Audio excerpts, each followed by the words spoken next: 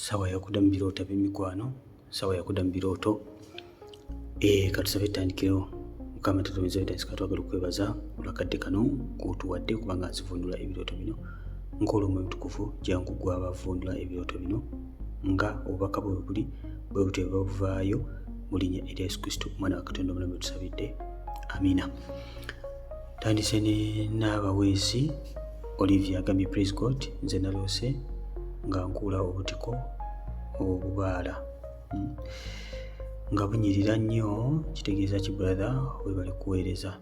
Nja kukola vidiyo ey'obutiko mbannyonnyole okulota obutiko gye butegeeza. Obutiko butegeerazza mukisa okusinziira ku ngeri gy'oba obulooseemu. Olaba nga bunyirira nnyo, manya waliwo season eri temporary egenda okujja mu bulamu bwo nga ya mukisa. Tosaanye kubanga ekuyitako, tosaanye kubanga ekola ki, ekuyitako. So mu mbeera efaanana bwetyo olina okuba ng'osteyinga ng'oli mu alignment ennungi ne Katonda, kubanga osobola okuyitwako singa oba nga teweekuumidde mu kubeerawo kwa Mukama. So beera ng'osaba Katonda omukisa gwo ogulabeko, genda kulaba omukisa gwa Katonda mu butiko buno. Judith Nansamba agamba praise God brother Steven, maama wange yaloota nga bamutaddeko empingu with my brother. Nembuuza nti nno lwaki mumutaddeko empingu? Ne bagamba nti nno waliwo atuzindise tumuteekeko. Ne mbabuuza why. Ne bamulaga ente, embuzi n'enkoko, ne bamugamba byebyo bye yawaayo tumusibe. Okay, may God bless. Okay, Astafa ekirooto nga bye yakiroota mukiwulidde bulungi. Sister Judith yagamba nti maama we yaloota ekirooto kino nga bamutaddeko empingu. Kakati kino ekirooto kya ddogo mukwano gwange. Empingu bagiteeka ku basibe, buno busibe bwennyini, ate empingu bagiteeka ku mikono. Buno busibe bwennyini but bugendeddwamu kubanga bukupolinga emirimu gy'emikono gye. Olaba akutte empingu ne bamusiba, ate ne muganda we ne bamutwaliramu. So wateekwa okuba waliwo omuntu ali mu kubanga aloga famire yammwe okubanga ebimukola byonna bikola kibifa bufi. So olwaki olaba nga bamutaddeko empingu. Ayo kwano eddogo likyali abantu bagenda mu masabo. Bayibuli bweyogera mu Kola 2:23 teri ddogo eri Isirayiri, teri ddogo eri ani? Eri Isirayiri. Kitegeeza nti abo abanyikiddwa mu Katonda, abo bafuuse abaana ba Katonda bakyusiddwa ye Isirayiri, abaana ba Katonda eggwanga ettukuvu, be ba chosen. Abo teri ddogo eri bo. Lwaki? Kubanga bajja ddigayagaya. Ate bw'obanga oli muntu anoonya ennyo Katonda tewali asobola kukuloga. Ne bwafuna bufunyi kirowoozo Mukama akuweerezawo ekirooto nga bukyali n'obikuba byonna agenda obikola nga tebikola. So kati mukwano we kyalina okutegeera eno waliwo ataka ku famire ye wammwe, olina okuba nga oyimirira gwe omulokole, yimirira olwana olutalo, osazeemu eddogo, omenyemenye saddaaka zino zonna ze bakoze. Saddaaka bazikubulidde bulungi. Kuliko embuzi, kuliko enkoko, kuliko n'ente. Ezo zonna saddaaka zonna baziwaayo okuba nga babasiba. Kale emikwano kyewuunyisa, omuntu n'akwata ente n'agiwaayo, n'awaayo embuzi, n'awaayo enkoko, kusiraanya muntu bw'atagenda na kufunamu. Ffe abaana ba Katonda ffe tuzembeya. Ne bagamba waayo mu nnyumba ya Katonda n'osooka okwebuuza ssente ze tuwaayo ziragawa. Bakugamba okuwaayo wa lubaale ng'endugu ekutte, owaayo olwana. Mukama yeebazibwe nnyo. Abaana ba Katonda mukole improvements mu ngeri gye muwaayo mu bwakabaka bwa Katonda, kubanga buli bw'owaayo mu bwakabaka bwa Katonda oba weeterekera eby'obugagga mu ggulu. Kati oba ku akawunti yo gwe nga munakyuze kuliko ki? Ebyo ndibasomesa omulundi omulala kanziremu ebirooto. So mukwano wange menyamenya saddaaka zino zonna ze bakoze. Kwesa naffe tulina saddaaka yaffe y'omusaayi gwa Yesu. Kwesa saddaaka y'omusaayi gwa Yesu obenyebenye buno busaddaaka bwonna bwe bakoze obalemu amaanyi obugana okuoperatinga okondebwa olwo omusaayi gwa Yesu ogubiike ku famire yonna. Baganda boona kenyini wange omusaayi gwa Yesu ate okube n'omwoyo gwa backfire at the same time. Kola 2:23 kyandibadde kyandikwa kirungi gy'oli. Luka 10:19 ne Matayo 28:18 n'ebyandiko ebirala byonna byokweza okuba ng'olwana olutalo. Ate ne Isaaya 5:17 tekyakwanyisa kiweseddwa. So olwana olutalo mukwano gwange. Praise God family. Nze naloota nga ndi waka gye banzaala, naye nga nina ebinwanyisa akasolo. Oluvannyuma nembiddukako Nensanga taata wange ate naye n'atandika okunwanyisa ng'ayagala kunzita. Nze ne musikako ekiso ne mufumita mu lubuto. Mu lubuto bubi nnyo. Oluvannyuma ne nziramu amagezi nga ndaba taata ataawa. Nenva mu kirooto ate nga taata muloota nnyo nga tulwana oba ng'ali bukunya. Katonda wange. Oba nga ayambaddeko kitundu kitegeeza kyo temukiwulidde bulungi nnyo.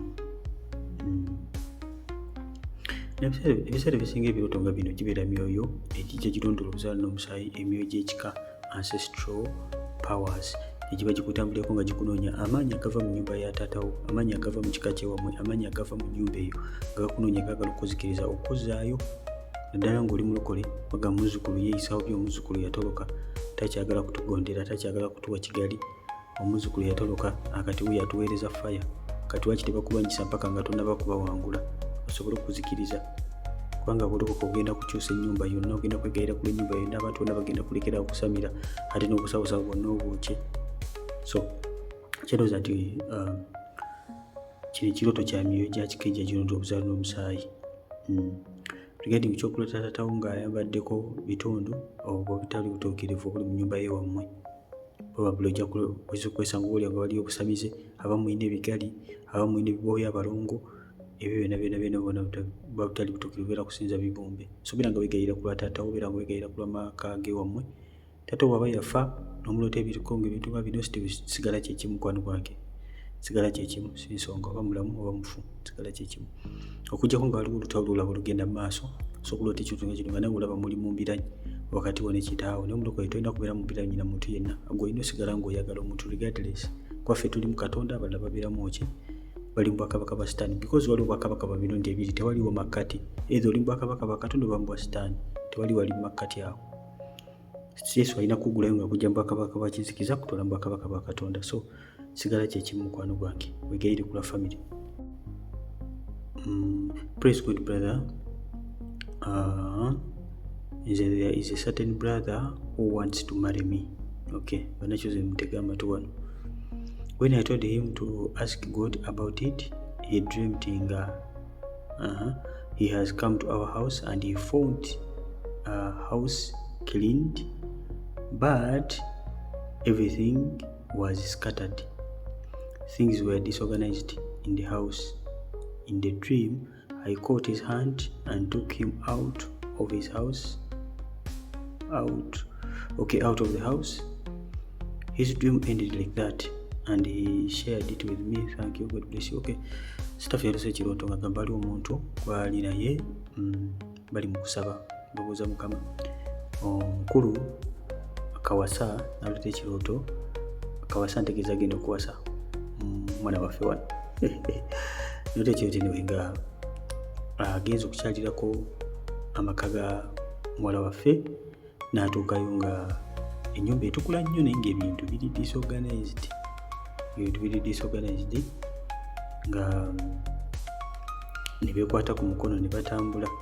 Okay, naw muwulize bulungi nga sinadda mu kirooto kino, bw'oba nga oli mu courtship towuliriza birooto bya muntu byakulootako, ng'owuliriza bibyo.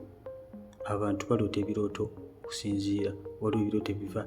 Nakola video emabega kaawe eyogera ku oyawuloota ebirooto ebiva ewa Sitaani n'ebiva ewa Katonda. Oba tonnaba kugiraba, teeka mu YouTube channel yo otegeeta ebirooto ebiva ewa Sitaani, nojja kuwangula video eyo ojja gituuka ku mangu osobola okuba nga oyawula ebirooto byo, kubanga kikulu nnyo. Wali abantu abaloota ebirooto nga biva mu ndowooza, nga biva ewa Sitaani, ebirala wali n'ebiva ewa Katonda, osobola okuba nga obyawula. That's why si wa muntu yenna magezi kuwuliza birooto omuntu byakulooseeko. Gwe tegeera Katonda nti Katonda kennyini ayogedde naawe 100% ng'oli sure, ng'osabe n'akabonero ne weekakasa. Ebyoli byaloota leka bibeere bibye nga ye okonfaminga. Naye ekyoto kino kitegeeza ki? Ekyoto kino kitegeeza nti waliwo ebintu ebitakubanga ng'oteeka mu order. Okay, waliwo ebintu ebitali bulungi era ewammwe ngera bwe babisanze, waliwo byagenda okuba nga alaba naye nga si byabadde asuubira. So kiwe nga ggwe olina okuba nga weekolamu muno okwegayira ku ennyumba yammwe, Mukama alikuba nga agiteeka mu order. Regardless okulaga nti oba ye mutuufu oba si ye mutuufu, gwe nga bwe kibuuze Mukama togenda ku kyoto kya muntu oli kyaloose, togenda ku kyoto kya muntu oli gwe nga bwe buuza Mukama Katonda gwe kikyayogera naawe gwe ng'omuntu, oba tannayogera togenda ku birooto bya mulala. Kyo kiddamba ne togenda ku birooto by'omulala byaloota ne biba biri positive bitya gwe nga tonnaba kufuna confirmation kuva wa Katonda. Noonya nnyo eddoboozi lya Katonda. Mukama yatusuubiza n'atugamba bwe tuli munoonya n'omutima gwaffe gwonna tuli mulaba. Kakasa bw'oli ewayo maaso ga Katonda ojja kuwulira eddoboozi lye. Bw'oba towulira eddoboozi lya Katonda yongera bweyongezi kwewaayo kusaala endalinga maaso ga Katonda, ojja kulaba nga ayogera naawe. Nabukeera Jessica. Praise God Brother Stephen. Nze naloota nga mujja wange ng'ayagala musibe enviiri but I showed her that I don't have time, but also taata w'abaana yaliwo mu kirooto, but they separated now 6 years ago with 2 kids and me now 2 kids. Okay, right now I'm abroad, naye muloota nnyo nga ndi kumpi n'ewaabwe naye nga mbuze. God bless you always. Okay, kyotomukiwudde bulungi staff yaloota mujja we bayawukana ne bbaawe emyaka 6 emabega, kati amuloota nnyo ng'ali wa mujja we eri ng'abuze, ng'amusiba enviiri naye talina budde bwe. So ekyoto kino kirina okuba nga osooka weebuuza gwe omukyala namba 1, gwe namba 2, gwe namba 3, kubanga oli namba 2 manya omukyala oyo mwami teyaliwo, oyinza okuba nga bba mubbe. Oyinza okuba bba mubbe ng'oluusi gwe baliita n'obufuye n'obwawukanya, kati omukazi n'agenda ali akaaba akabira omwami we, buli nnaku wemukuba nga ajjukira obulamu bwe yalimu ne bbaawe n'omukwano gwe balina, nga gw'oli eno okuba leero yennyini. Mukama yeebazibwe. Oba ng'oli mukyala bannayi namba 2 senguka misana tolindana kubuuza Mukama totawaana. Kwata mu bibyo omusajja w'abandi muveeko ng'owegayire Katonda gw'owwo.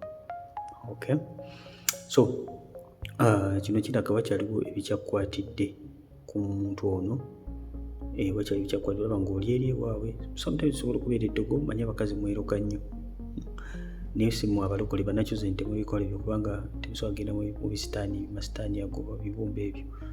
Kimanyi mwenna bane temukyagenda mu masitaani, mwalokoka naye nga kimulina okutegeera abantu b'ensi baloga. Ate bw'obanga oli mulokole, oli mukazi namba 2, oli musaikire okukwatibwa eddogo kubanga oli mu kibi ky'opaletingiramu, ky'olina okusooka okuba nga okola kyokyusa. Okay, so ayongera okuba nga wekutula ku muntu ono just in case obanga gwe mukyala namba 1, okuba nga wekutula ku muntu ono omwekutulireko ddala n'emyoyo ekyo kyonna ejja kimugoberera okutulireko ddala. So ndagaano ze kyakulemeddeko naye nga baba eziyinza okuba nga zamuki za muddogo. Victoria Mwenyango. Okay, praise God brother. I dreamed when I was sleeping on bed with my mom and my big sister, but I saw snakes. I saw how many? 2 snakes. Okay, and one passed on my leg and another one on my hand. Then they left me with big wounds, and my big sister woke up, killed one of the snakes, and the other one climbed on the wall on the other side where my mom was sleeping, and it escaped, but all along my mother was sleeping. But after she woke up and put medicine on the wounds, the snakes had left the wounds the snakes had left me. As my husband came to look for me with kids, I hid from them because I never wanted them to see me with wounds. Okay. Kirooto kya misota kiwanvumuko. Anyway, sister we yalose kirooto ngali ku buli bwomu, yeebaseko ye ne muganda w'omuwala sister we, naye nga waliwo emisota eminene 2, ogumu ne kumuyitako, mulala ne kumuyita ku magulu, mulala ne kumuyita ku mikono, ne gamulekera ebiwundu ebinene, abise ebiwundu ebinene. Sister we najja n'akuba, sister we n'azuukuka n'akubako ogumu, omulala ne gulinnya ku kisenge. Mama oyo bonna obudde mama oyo abadde yeebase, tamanyi kigenda mu maaso. Mama oyo n'azuukuka n'amuteekako eddagala ku biwundu. Nagamba omwami we najja n'abaana naye neyeekweka nga tagala bamulabe na biwundu. Okay? Kakati mukwano gwange emisota gino jjukira maanyi ga kizikiza agakunondoola agakunoonya olwokubanga gazikiriza. First of all ku bigere gaba magenda go, ku mikono biba byanfuna byo kubanga emikono gyo gye gikulisa gye gikulabirira. So ekintu kyonna ekituuka ku mikono gyo manya kiba kituuse ku byanfuna byo kuba ku mirimu gy'emikono gyo. Ku bigere gabira magenda go. So kati mukwano gwe kyolina okuba nga otegeera nti tino probably ddogo olina okuba nga olwa n'otalo ate oyo n'omusota gwakulumya edda okweseko ebiwundu ebinene. So sigala nga olwa n'otalo ogenda kuba nga owangula. Bayibuli egamba mukola biri musota ekyandibwa tukikozesa nnyo wano. Teri ddogo eri Isirayiri, yegwe Isirayiri. Okay? Mama yakutaddeko eddagala. Kusooka abadde yeebase ali mu tulo. Wandibanga obadde onafuye mu nsi ey'omwoyo. That's why. So kati embalama ino obuyinza mukwano gwange omenye buli kintu kyonna. Ogenda kuwangula mu linnya erya Yesu. Bannakizibwani temukkiriza kubaloga. Omulokole ow'amaanyi tebamuloga olw'ensonga Mukama Katonda kwekula ebintu nga bikyalo omwoyo gubeera mulamu. N'omwoyo ogwebase oguli mu tulo mukwano gwange omwoyo omunafu guba guwangulwa. Kati olina okuba nga oyambadde amaanyi buli kaseera. The full armor of God. Nakigudde wini. Praise God brothers, naloose nga ngenze okugula ekitabo nga mu nsawo ninamu emitwalo 2 n'ebinusu bingi. Okay? Nabadde nninnya akasozi engatto yange neevaamu nengula ekitabo nga kya mpapula 52. We babadde bakimpa empapula 2 ne zivaamu naye nga nabadde mpapa okusanga engatto yange ate ne wajjawo omuyimbi omu nageze okutunulawo nga wajjudde abantu nendinda abantu baveewo nsobole okugjawo engatto yange. Kitegeeza ki brother? Yes, ekintu kyonna ekikwatagana ku ngatto nabagamba kitegeeza magenda go. Olina okuba nga osabira magenda go. Olaba wadde olinnya akasozi engatto neesigala emabega ate n'omala kutuuka ku dduuka osobole okujja ogisanga wagenza okudda nga ate muyimbi waali ndowooza ng'ayimbira bantu. Olina kulinda bave watuule okonoonya engatto yo wona agiraba. So ekyo kiraga nti waliwo ebizibu ebiyinza okuba nga bigenda kujja mu bulamu bwo ate oba oliawo nga byajja dolide naye nga bibadde bigenda kuba nga bikusuuza amagenda go. Kana kasozi katera kukiikira ebintu ebiri either olusoku okunoonya Mukama, olusozi lwa Mukama ate oba ebizibu challenges gomanya akasozi sikanguka kulinnya. Okay? So waliwo challenges zigenda okuba nga zigenda kujja mu bulamu bwo oba already kubanga ekiro ky'okujja nga already n'ekizibu ekiri naye nga zaagala kujja mu magenda go n'engatto gy'olabye ng'oloozinga. Okay? Then gula ekitabo kya mpapula 52 abagambe number 5 representing grace. Kisa kya Katonda. Okugula kuba kunoonya kuwayo nga saddaaka maaso ga Katonda. Kisa kya Katonda. And number 2 represents testimonies. Now ogenda wano wansi ogambye nti walabye empapula 2 obadde opapa neziweka nezivaamu ekitabo wakudde ekikwakule nezivaamu zasigadde ndowooza na bbaaya seera ndowooza atunda yasigaza empapula. Kino kitegeeza mukwano kiraga nti obujulizi omulabi sitaani yagala kubbako obujulizi bwo. Nabagambye number 2 is of testimonies. Abatanaba video gye nakola ekwatagana ku numbers, nakola numbers eziwererako ddala esobola okuteeka mu YouTube channel yo. Number 1, 2, 3, 4 nava ku phone ngenda ndowooza ku 6 is it? No, 5 saagyogerako enjibabuulidde grace tegeeza kisa. Number 2 is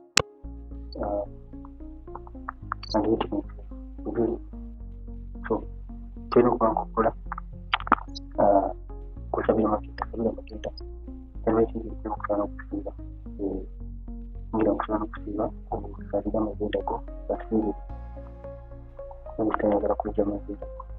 buli kino kitava kugatanga kugira okufuna okusiira kwa nekugatamu okusayo Katonda kubanga amagenda bane si kintu kyakuzanya ennaku 52 si nnyingi nnyo amagenda si kintu kyakuzanya olwesana erimu kubba obujulizi bwo alimu kuba nga akuziba amaaso oli ekizibu ekisa okujja mulamu bwo nekikuziba amaaso noba nga tokyajjukira nti ne Mukama gyali omula ebisitaani byakola nakujja amagenda ko nakujja mu timing so sazama kuzomula ebisitaani zonna za programming zoba olina obuzibu bwonna bwolaba kkiriza Katonda everything will be fine Mukama agenda ku obujulizi sabira amagenda go ne decisions kola decisions ennungi tokkiriza mutina kujja magenda go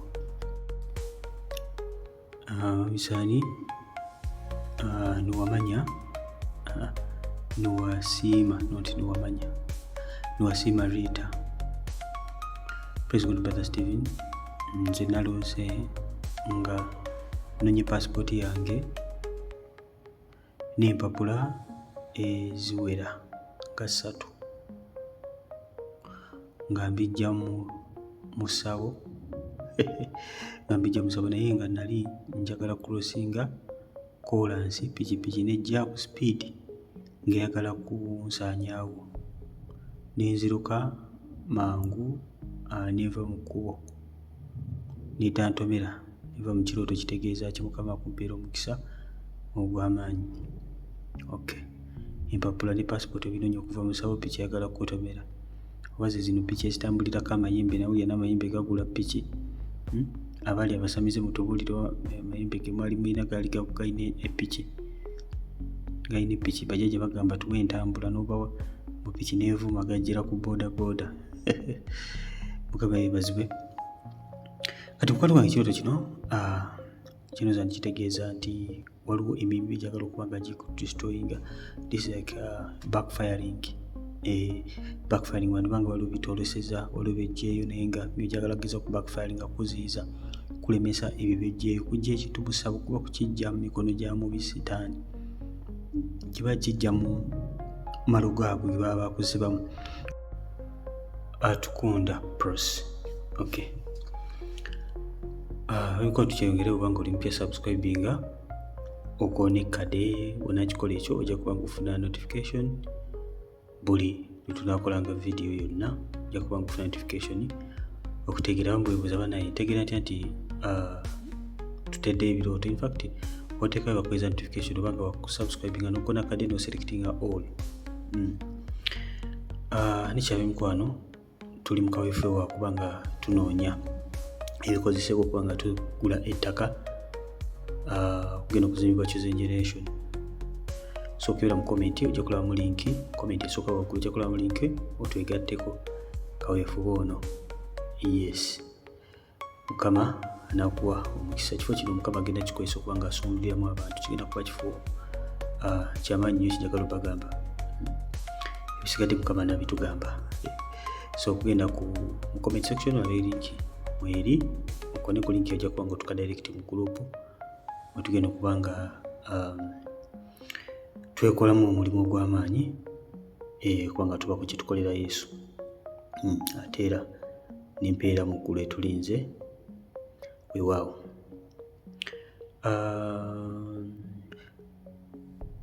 atukunda press agamba ati agamba praise Jesus Christ Brother Steven thank you for the great work God bless you me I dreamt nga mbuka mu bbanga nengwa mu church kitegeeza ki again I dreamt cleaning my boss's shoes and I'm no longer working for him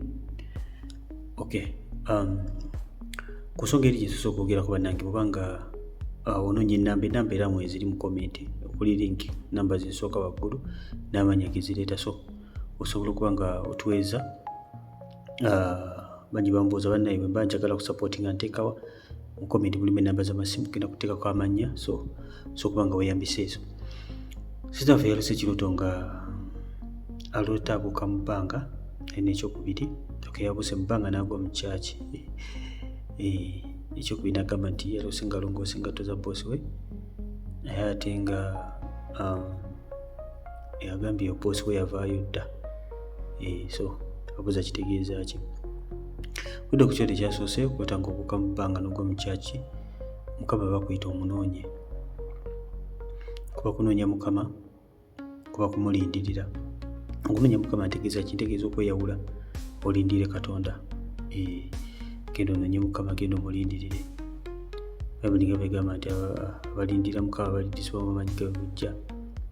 Okay? Those who wait upon the Lord shall renew their strength. They shall mount on wings like eagles. Bayitumbira ebiwatiro ng'empungu. Bayiduka embiro, tebalikoowa, balitambula, tebalizirika. So genda olindire Mukama. Ogenda kulaba ekitiibwa kye. Erigati nkya boosi wo kino kyo. Sometimes Mukama ayinza okuba agamba obusabire. Amagenda ge gayinza okuba nga si malungi, gendafuna ebizibu. Sometimes Mukama kwesonyiwa boosi waffe to mean himself. Kyandiba nga kyakwegayirira kino. Ajja kwongera okuba nga okuza Mukama, ajja kwongera okuba nga akwegayirira ku nsonga eno. But genda omunoonye, ajja kubuulira byonna, ajja kuba nga akuwa obubaka. Manyi olwo ebintu Mukama Katonda byakusuulirako katono, nenamala n'akuyita n'agamba for more information come here. So genda obuke mubango gwe mu church. Naffe tujja.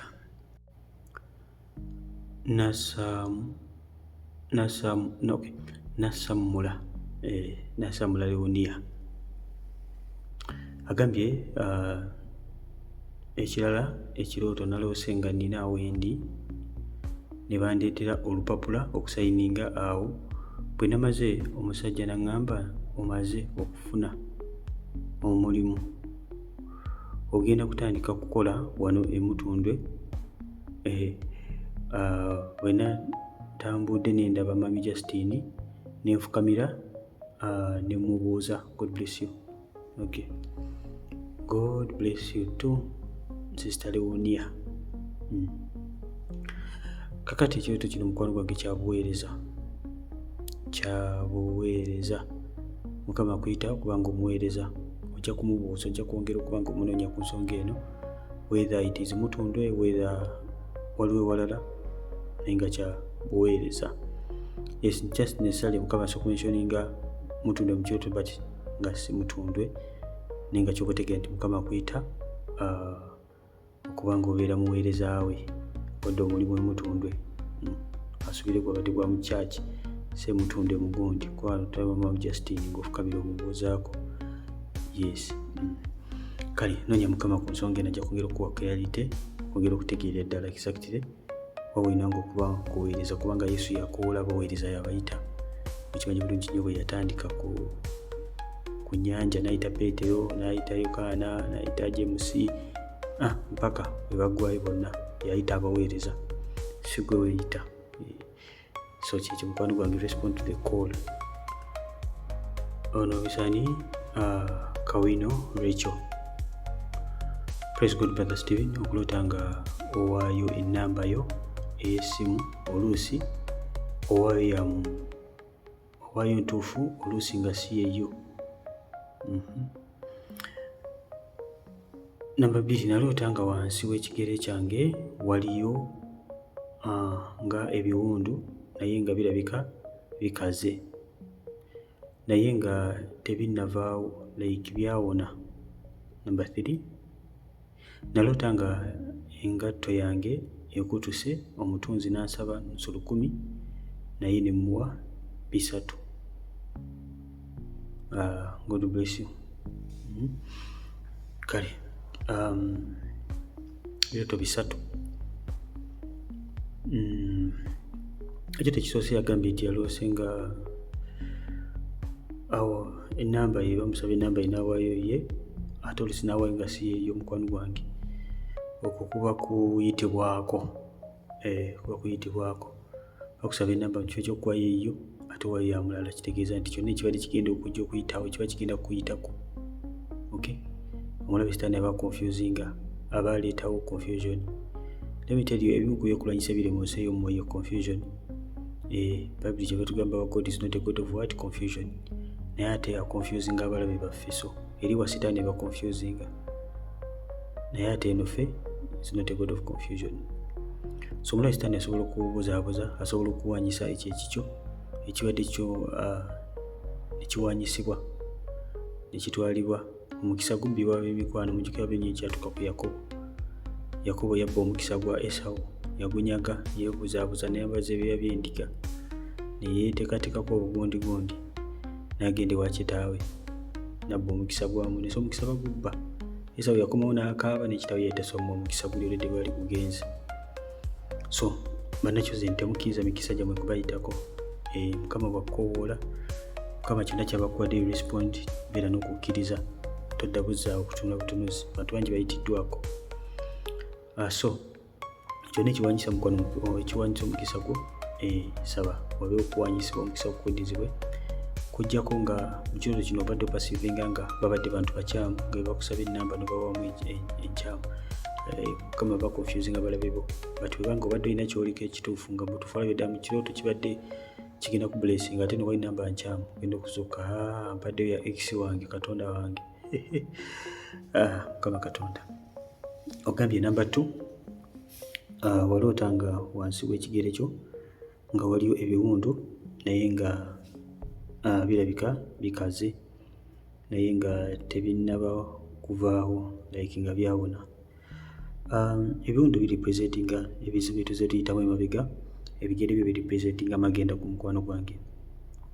Nojja genda okiraba mu magenda go nga waliwo butuufu ebintu ebyakugenda ku mutima. Ab'emikwano ffenna tusanga ebizibu, naye si buli kizibu kyokusanga nti kikugenda ku mutima. Wali abantu balina ebintu nga byabagenda ku mutima, byabatuulako nga byabatuula ku mutima. So mu mbeera efaanana bw'eti Mukama Katonda baakulaga nti owona. Katonda ffe yanyiga emitima, yanyiga ebiwundu byaffe, and the fact that biri ku bigere byo biraga byafekitinga amagenda go, bibadde byafekitinga amagenda go.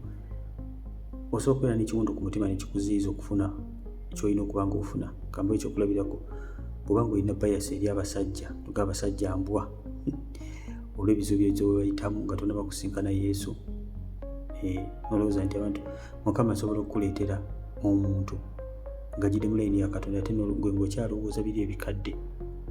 Mukitegedde? Ng'okyalowooza biri ebikadde, okyali mu mafuta amakadde, mupaleetingira n'oyitwako, ekyo ne kikuleka. Mujjukira bulungi nnyo abayigiriza baali mu lyato ng'omuyaga gubazze eno gubazze eri. Yesu bwe yajja olowooza baakola batya? Baamutegeera, nedda bamuyita muzimu, ne batya nnyo.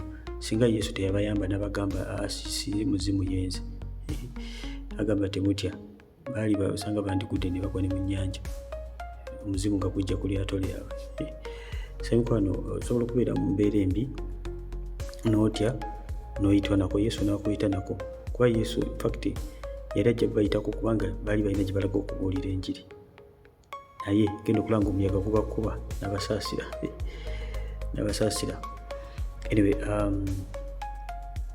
kyekyo mukwano gwange, kubanga waliwo ebintu byonna bikyakutte ku mutima gwo, leddemuko. Mukama agenda kukola ekigambo ekijja, naye nga kiraga nti ebiwundu bigenda biwona, bigenda bikalira ddala, ate amagenda gagenda kuba gaterera, kubanga omuntu walina ebiwundu mu bigere tosobola kutambula, tosobola kweyongerayo. So ogenda kuba nga weeyongerayo, ogenda kuba nga amagenda go gaterera bulungi nnyo ddala. Ogambye ekyokusatu, waloota nga engatto yo ekutuse obuwuzi, ne bansaba 10 naye ne muwa 3. Okay. Kyekimu kino mukwano gwange, engatto okutuka obuwuzi gaba magenda gaba gaayonooneka, nabagambye nti engatto oba ebigere, kyonna ekibeera mu bigere kikira magenda go. Kati engatto yekuyamba protectinga okubanga ekutusa obuwuzi, kiraga mukwano gwange tosobola kutambula bulungi. Nga tebe kutusa obuwuzi etambula etya? Etambula ekuba, tosobola kudduka, tosobola kukola ki? So amagenda gaba gakendeezeddwa, speed eba ekwatiddwamuko. Kati ekyokukola ki? Kubanga osabira magenda. Ebiwundu kati ebigenze nga biwona, nga tokati ate zikutuse, kakati beera ng'osabira magenda. Sabira magenda, ekintu kigenda kubeera bulungi. You have to go an extra mile, kubanga onoonya Mukama. Akusaba nnusu 10 n'owaayo 3.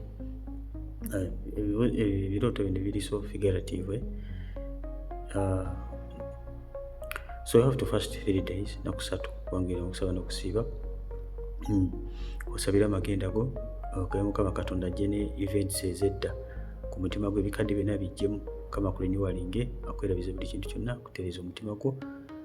Byonna ebikadde byaliwo, weba nga biri ku mutima gwo nga just biri mu magenda go, mukama byonna bijjewo owonere eddala ebigere otambule bulungi misinde mu nsi ey'omwoyo osabe n'omwoyo wa quickening weyayanguyiriza obulamu ofubutuke bufubutusi ku luno. Shami Gasha Praise God Brother Steven, kitegeeza ki okulota nga ositudde omwana naye nga ayogera kyokka nga muwere?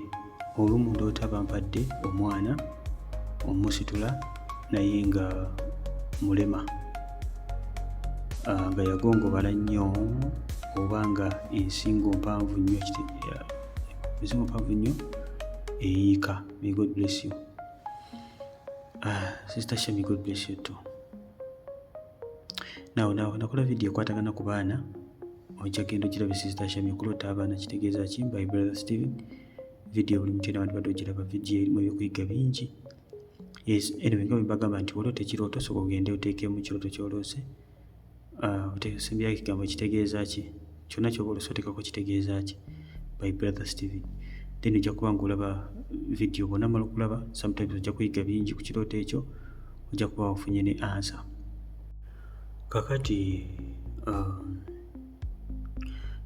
ebyana nga binene mukwano gwange kyolina okutegeera bitera kubeera byana bya mwoyo, ebyana eby'omwoyo. Olwotolaba ekyana tekitegeerekeka, olwotolaba ozadde ekyana kikuliddewo nga tekitegeerekeka. Ebyana bino eby'omwoyo bibeerako obubonero bwa Setaani. So ekyana nga kino olina kulwana otali kukyekutulako, okuwadde ekyana kikuliddewo kyogererawo, olaba nga namutuufu tewali mirembe n'ekyana ekyo mu kirooto. Kakati ng'ono olaba omwana yali tategeerekeka, nsingo alinga yagongobala, ogambye yagongobala, mulema. Ebyana nga bino mukwano gwange, ate ebyana nga bino eby'omwoyo bino bw'olaba bw'obiroota, oluusi abamu olota ng'onokiyonsa okiyonsa. Kati ebyana bino ebiseera ebisinga bw'obiroota ojja kulaba nga n'abaana bennyini baataakingibwa, balumbibwa. Bino ebyana eby'omwoyo birwanyisa nnyo abaana abamubuliwo. Oluusi biyinza n'okukwetako obugumba, barrenness, ne weewuuza ate kino kivuddewa ogugwana ogwo mukwano gwange. So n'abamu abalina emize gy'okwematiza ojja kwesanga olota agaana nga gano, olota olina omuwala, ekiwala kyo kiraba tekitegeerekategeerekeka, oba ekyana kiraba tekitegeerekategeereka. Banyaga agaana gaba ga mwoyo, bagazaala mu nsi ya mwoyo. Spiritual husbands, ebintu byebakozesa kiro ebirota bikawula biki, ojja kuba ng'olufuna ebirooto ebifaanako biti byagaana ag'omwoyo. Ebintu binango collectively binango bikyanga bwokya, sikiriza nga bizikiriza byekutulangako n'obyokya n'obizikiriza. Barbara Uganda agamba atya?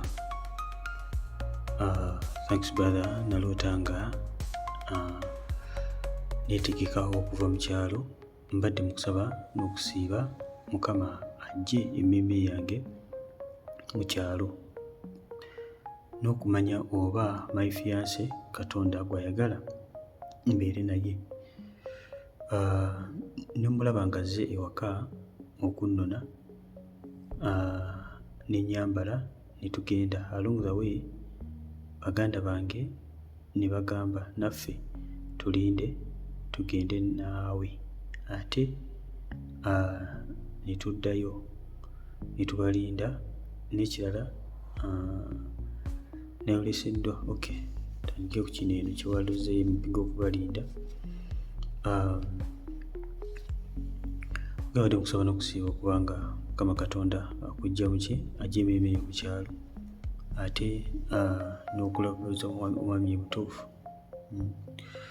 Kati ekyokujja emmeeme yo mu kyalo already tewannabawo kabonero kalaga nti ovuddeyo mu kyalo, kubanga wakomekera ng'ozzeeyo kulinda baganda bo, wakomekera ng'ozzeeyo kulinda baganda bo. Kitegeeza mukwano gwe tonnaba kubotola, tonnaba kuwangula. Mukama akulaga wita kuba ng'oyongeramu amaanyi, ne bwe kiba kyakubanga owangula abamu ne baganda bo, oba olina kuvaayo mwenna lumu mu kirooto, kubanga Mukama ayogera ne ku baganda bo, mwenna mulina kuvaayo lumu. The fact that wazukusa okyaliyo kiba kyakubanga mukwano gwange era still okyakwatiddwa, tonnaba kubanga ensonga zitereera ddala bulungi. Regarding ku nsonga za fiance yongera okuba ng'osaba, tetunaba kufuna kabonero ka confirminga ka magenda galaga matuufu. So for now let us tukyekaawo ku pending, twongere okubuuza Mukama Mukama ajja kujja tububaka buli vere Crystal Clear ekyokuba tutegeera ku nsonga za fiance. Okay? Nekino ekyokuba nga ovaayo tukkiriza Katonda ojja kuvaayo naye ffe naawe tonaba kubotola. Sigala ngukkiriza Katonda ogenda kuvaayo teweeraliikirira Mukama Katonda agenda kujjayo agenda kujjirayo ddala ogenda kulaba ekitiibwa kye. Otherwise for this one kyakuddayo ate mabega. Obadde ogenze ng'obavuddemu ogenze ate kakati wazzeeyo kakana ng'otudde nabo olina okubalinda tolina kubaleka. So sigala ng'osabira amagenda ag'okujjayo nini baganda oba including abalinga beegerera Katonda. Mukama agenda kujja agenda kukola bulungi. Katongera okulindira obubaka bulala regarding fiance ne message again. Kyagambye wawendi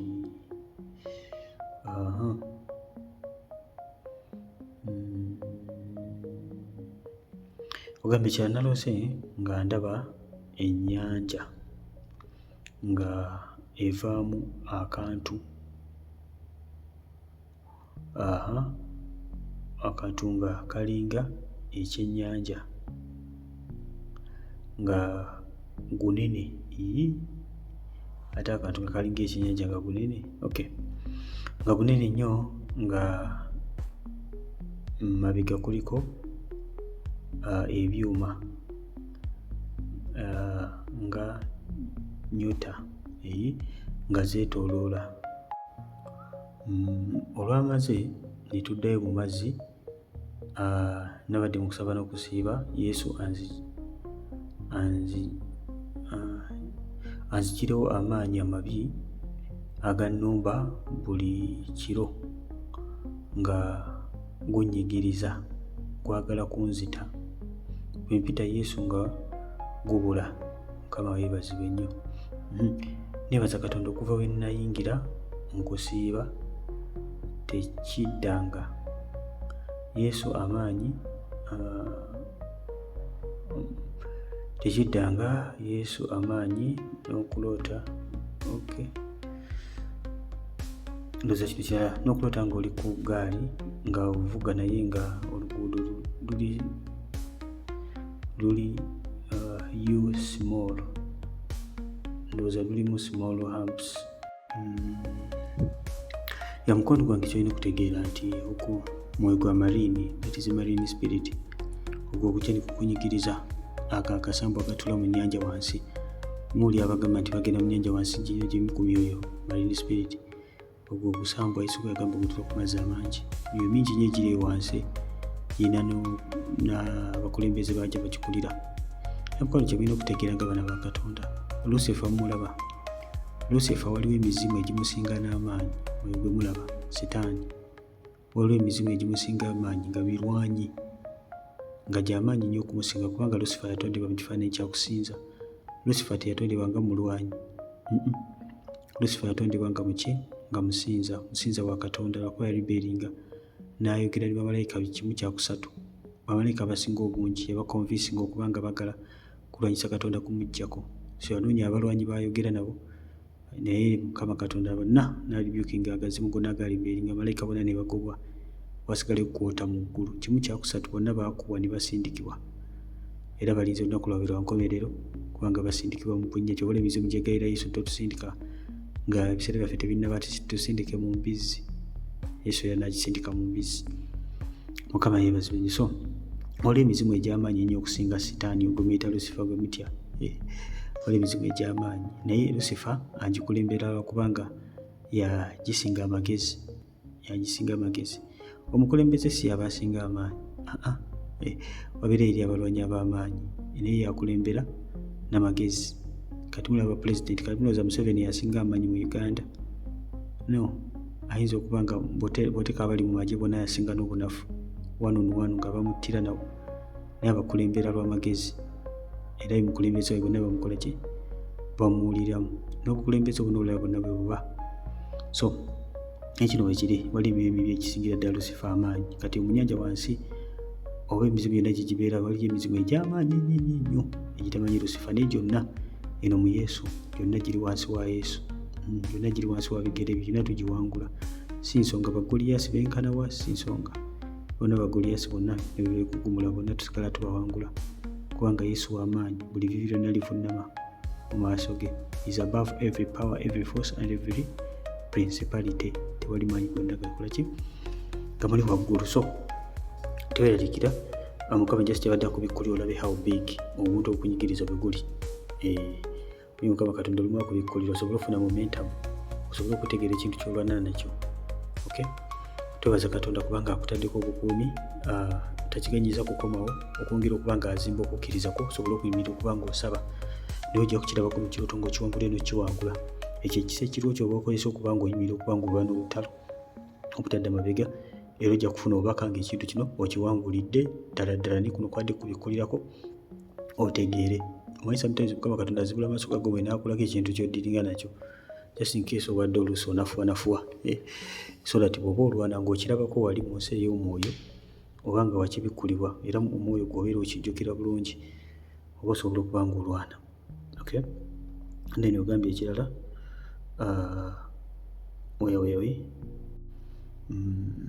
okay, ogambye n'okuloota ng'oli ku gaali ng'ovuga naye nga oluguudo luli mu small humps obuyise champs, nga bukuba bukubi, nga bwe njoga mu luguudo nga ndi ku speed naye nga sigwa. Kitegeeza ki? Thank you. Okay, sitafu agambye kuluta ng'oli kagaali ovuga oli kaguudo katono ng'ovuga akagaali naye ng'oba po humps nga bw'oyugayuga bw'otagalira mu kkubo naye nga togwa. Okay?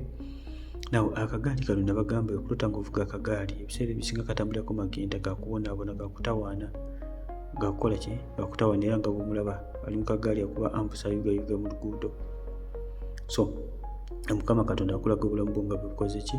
Bwe buli. Tekitegeeza nti bw'otyo bw'ogenda okubeera, n'Omukama akulaga embeera nga bweyimiridde osobole okutegeera n'engeri gy'olina okuba ng'osabamu n'okutegeera bw'oyimiridde mu nsi ey'omwoyo. Okusooka kati mukwano gwange olina okuba ng'osabira magenda go ku luguudo n'olufunda lw'olimu olw'obulokozi, olina okuba ng'osabira magenda go. Sabira magenda go Mukama Katonda agaluŋŋamye, ozikiriza buli miyo gyonna egikugoba. Towummula mukwano gwange, don't rest until nga bino byonna by'olaba bikugoba ng'obiwangudde. Embeera gy'okudda emabega obadde ogenda mu maaso ne fiyanse ate muzze emabega mugenze kulinda baakika. Ate kino ekyokubiri, kino ekikunyigiriza Mukama kyakubikkulidde tigana magenda mukwano, byonna bisabire bano olutalo ogenda kuba bulungi, totya. Ffenna bwe tuba bwe muwulira ebintu nga bino totyanga, manya nti ffenna bwe tuba tujja tuliko obusibe, tubako abamanyi abatukutte, naye Mukama Katonda akwata abamanyi bonna n'abasiba n'atuta n'atufuula babi. Kisaaki Lilian, ekirooto kiwanvu kino bannange, sooka ofune ne ka sooda otule ku mmeeza olyoke owulirize. Yesu omulungi yeebazibwe, Brother Stephen ne Chosen mwenna, kati nasoose kubatumira. Brother, naloose abasajja babiri nga ba proposinga. Eyasoose yaliise obuntu butono, wabaddewo omukazi eyabadde okumpi nange nga simumanyi, n'agamba nti oyo muleke, aliise obuntu butono. Owokubiri najja nampropoosinga n'ebintu ebiwera, ne mukkiriza. Era tukulaba nga omukkiriza ow'ebintu ebiwera wayakkirizika. Era ne tutegeka omukolo nga ndaba jjajja wange eyankuza nga musanyufu nnyo, nga asala endagala yeetala. Okay, nga ndaba abammwa ekyenyi bankolako make-up, abakazi babadde babiri nga bakola make-up, naye nga ndaba tuli bagole babiri nga kye bankolako kye bakola ne kwoli. Naye ne bamala nze nga nagenze okulaba nga abankolako banfuddeko nga banfuddeko. Wazzeewo omusajja n'abagamba ebisigadde nze ngenda okubikola. Ne bamubuuza, naye tubadde tusigazza kumumwa, onaamumwa ng'ate oli musajja? anagenze okulaba ng'abo abakazi bagenze, omusajja n'atandika okunkolako naye nga nze neebisse mu bitundu byange ebya sekureti nga nkutteyo sitaawo. Bwe yalabye sitaawo n'avaako. Oyo ne wajja omukazi n'ampa sabbuuni n'aŋŋamba yanguwa okwemwa, obudde buyise, totuswaza ng'otuuse ewa bbaawo. Saabitegedde. Okay. Totuswaza ngo saabitegedde naye ennaku zino nsabira onnyo ofiisi yange ey'obufumbo. Help me brother Stephen, thanks. Okay, ekyo tekyandi kiwanvu ekyo kino. Kirabye yalose ekiroto nga bali bawala babiri nga bali bakolako makeup, kyebakola ku ye kyebakola ku oli. Ne wajja omusajja n'agamba mulekerawo muluddewo sigadde kambyekolere. Nomwayo onamumwa ate ng'oli musajja onanyweza meter box ne bamukolako. Musajja ali n'agenda, yalabye tataawo n'agenda, talikuona tata n'agenda. Ne bamuwa sabbuuni ne bamugamba genda onaabe weemwe kubanga totuswaza, sitwagala otuswaze. Gamba ennaku zino abadde asabira nnyo ofiisi eyo.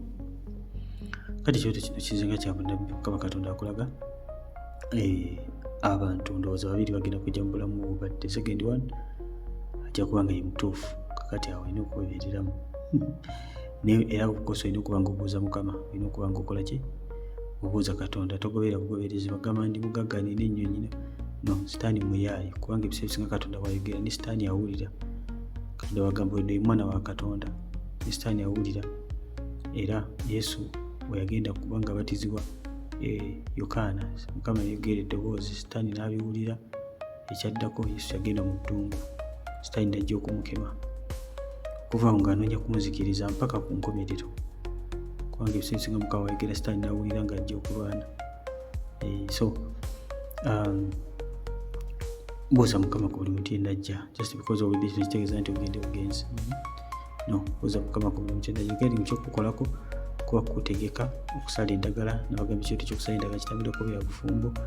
Gadi mujjajjawo bw'aba ng'akyali mulamu beta, bw'aba nga yafa awumanya tewaliwo obusibe obw'amaanyi ennyo manya nti obulabe sitaani ate ayagala kuba nga azikiriza Katonda kyagala okuba nga akola ki? Akola. Then regarding eno ena wansi temwagenze ate bakyakumwa ate biki kyoto kitambula kirimu wano wali naye nga amakulu gaakyo gakuba nga oyongera okuba nga osaba kwe kuno okwemwa kwe baadde bakuwadde ogenda okuba nga weemwa ate n'okuba nga oyongera okuba nga onaaba sabbuuni gwe bakuwadde okuba nga weetukuza. So office yongeremu amaanyi, yongera okuba nga weetukuza, yongera okuba nga okola adjustments z'olina okukolako. Ebintu Mukama byalina okuba nga akusumululamu ng'empala biki byonna Mukama bikusumuddemu ate oyiga ekyo olina okuba nga okola ng'omulokole. Singa omuntu omufumbo kyokka bati ng'omulokole kubanga ffe abalokole tuli so unique. Waliwo karakita enjawulo Mukama gy'atusuubira, ekifaananyi ky'atusuubira okuba nga tubeeramu. So ffe okulaba ng'oyingira mu kifaananyi ekyo Katonda kyakusuubiramu, oyige buli kimu kyolina okuba nga oyiga, oyongera okuba nga osaba Mukama agenda kukusumulula. Ntonera ate Mukama ayagala kukusumulula, agenda kukutereeza naye ate ayagala obeere ng'ate oli ready in all aspects of life. Olime kutuuka eyo ate ebintu bikutabukeko kubanga abantu bazikirira si lwa sitaani yekka wabula n'olwa ignorance. So okumanya kyolina okuba nga okola ng'omuntu kintu kikulu nnyo ddala. Nantume Edith. Praise God brother Stephen. Nze ndoota nnyo nga nsima muwogo n'ekirala naloose nga boosi wange angulidde knickers. Okulata ng'osima muwogo ekyoto kino kisinziira, ndowooza nja bakola vidiyo ekwatagana ku muwogo in details kuba muloota nnyo. Kisinziira mukwano gwange. Ekyoto kino kisobola okutambulirako okusaba n'okusiiba nga muwogo otegedde eminwe osobola okugibala tigidde eminwe oba egiti oba kisinziira bw'omuloose. Tambulira kusaba n'okusiiba, atambulirako omukisa ng'olina entomo za muwogo. Ng'oba ogula muwogo naye ng'omusima singa just wesanga osima busibi muwogo seera ebisinga kuba kusaba nakusiba mukwano gwange okusaba okunoonya mukama kuba kunoonya mafuta kuba kunoonya maanyi eninga mukama mukwesanya muwogo kutambulirako omukisa but muwogo always atambulirako omulokole akuze mu mwoyo omulokole akuze muki mu mwoyo oluusi ekyo kino ekyamuwogo kisobola okutambulirako challenges difficulties ng'olina okugenda okuyita ewanyiga ewasoomooza so kisinza ekirero kyonna ekyamuwogo oba okirose newankubadde era okumusima so omusima nolaba nga ataddeko so okumusima nolaba nga tataddeeko byonna makulu ga njawulo so kisinzira kiro toba nkoze ki okirose kyonna generally makulu gaawukanira ddala kati ate ekyokulota nga bagulidde bosi bagulidde nickers ekyo kyomukwano gwegabira magenda mapya aga office eyo nikamu ebeera gabira magenda mapya so yongera okuba nga osaba kize Katonda okuba nga akola ekigambo ekijja ate amagenda mapya gagirako bingi so buli kimu kyonna kibeera kipyaga amafuta mapya kubagudizibwa bujja wabeerawo ebiba bitagenda bulungi ne Mukama Katonda ngaali mu kuzza obujja buli kintu kyonna ddala ng'obadde osabira office eyo nolaba nga ofunye bundikanzo bupya n'okunotinga colours oba ng'osabye nakyo kikulu nnyo. Praise God. Pastor nze naloose nga embwa ennumye oba kitegeeza ki embwa okuluma okyagenda olaba video gye nakola ekibala mbagamba bw'oba olose ekintu genda osukula video gye nakola video y'embwa nagikola long time egoze ku video zinasookerako ndowooza okukola okay so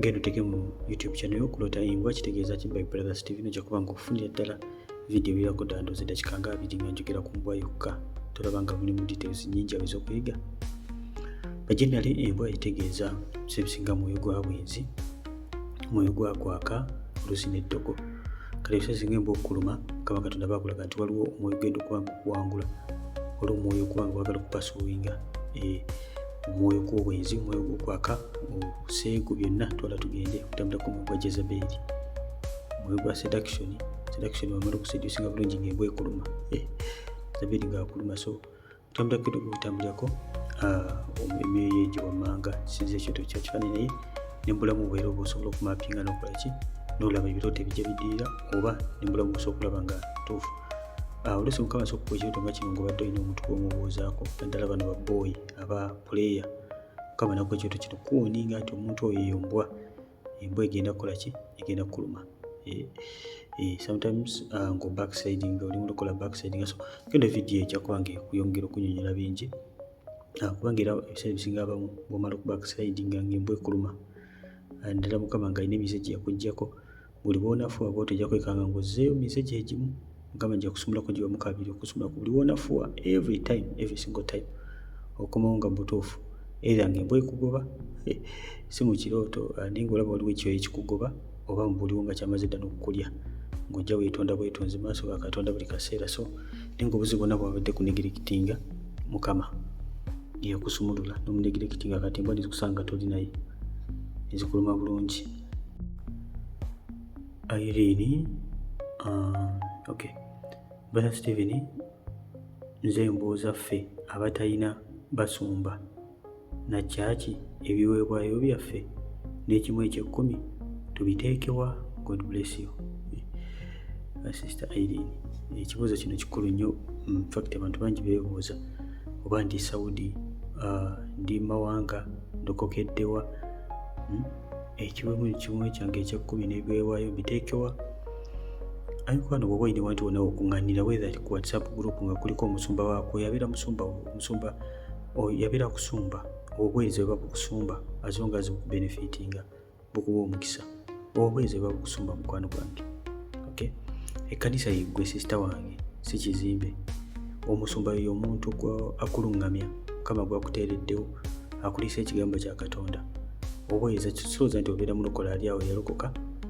nga tolina muntu yenna akusumba oyinza okuba tolina muntu akusumba direct nate ng'olina Mukama Katonda wakutadde woofuna omukisa nga buweezawo blessing n'obuweereza bwa blessing nga bulina emirimu gye bukola egy'obwa Katonda ali okubanga just group eri awo nga tebali mirimu gye bakola gy'obwa Katonda naye nga balina emirimu gye bakola egy'obwa Katonda obuweereza obwo mubwoteeke sente zo bw'oba ng'okyalinamu doubt ate kino kyandibadde kikulu nnyo tewandiize na kubeera na doubt kyandibadde kirungi ng'omwana wa Katonda obuuze Mukama mikwano Mukama Katonda ayogera ddala ku nsonga ezo ayogera n'amangu nnyo Obe Mukama Katonda ekimu kyange eky'ekkumi nteekengawa Mukama ajja kuwa instruction very clear ojja nazitegeera bulungi nnyo tojja na kwetaaga kujja wano kubuuza kino kitegeeza ki emu ku birooto byensiza okulaba ebisinga okuba direct birooto nga bino oba Mukama ngende mu kkanisa ki oba Mukama kimu kyange eky'ekkumi nteekewa very direct Mukama ajja kulaga walina okuba ng'okiteeka okay so bottom line kyekyo abantu mwena abali ku mawanga